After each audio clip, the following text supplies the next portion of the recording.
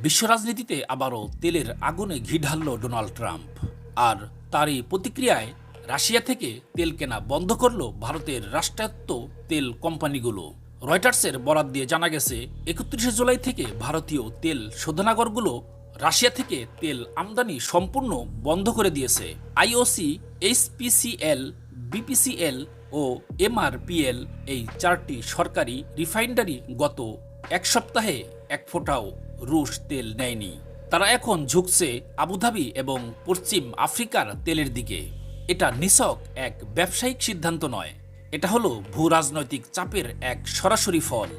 গত 14 জুলাই মার্কিন president Donald Trump করা হুঁশিয়ারি দেন, যদি রাশিয়া ইউক্রেনের সঙ্গে শান্তি চুক্তিতে না আসে তবে যারা রুশ তেল কিনবে তাদের পণ্যে 100% শুল্ক আরোপ করা হবে।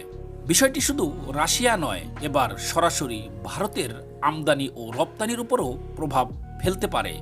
এই আশঙ্কা থেকেই ভারতীয় রাষ্ট্রায়ত্ত কোম্পানিগুলো রাশিয়ার তেল বর্জন করেছে। 2022 সালের পর থেকেই রাশিয়া ভারতের জন্য হয়ে উঠেছিল সস্তা তেলের উৎস, যেখানে পশ্চিমারা রুশ তেল বর্জন করেছিল। সেই সুযোগে ভারত কিনেছিল অল্প দামে বিপুল পরিমাণ তেল। কিন্তু 2025-এ এসে রুশ তেলের উপর ছাড় কমে গেছে, আর সেই সঙ্গে যুক্ত হয়েছে মার্কিন রাজনৈতিক চাপ। ফলে রাশিয়ার প্রতি নির্ভরতা এখন আর অর্থনৈতিকভাবে লাভজনক নয় বলেই মনে করছে ভারত। এখানে একটা ব্যতিক্রম রয়েছে।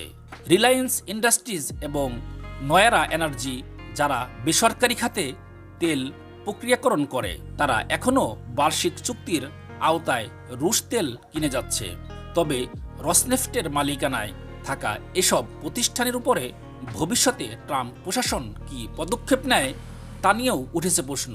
বিশ্লেষকরা বলছেন, এটা শুধু ভারত নয়, বরং রাশিয়ার বৈদেশিক বাণিজ্য নীতির জন্য বড় ধাক্কা, আর এতে রুশ অর্থনীতির উপরে পড়বে চাপ। অন্যদিকে আমেরিকার প্রভাব বলয়ে থাকা দেশগুলো এখন রাশিয়ার সঙ্গে লেনদেনের বিষয়ে আরও সতর্ক হয়ে উঠবে। কিন্তু প্রশ্ন হচ্ছে, ভারত কতদিন এই অবস্থা ধরে রাখবে? শান্তি চুক্তি না হওয়া পর্যন্ত কি রুশ তেল একেবারেই বর্জন করবে?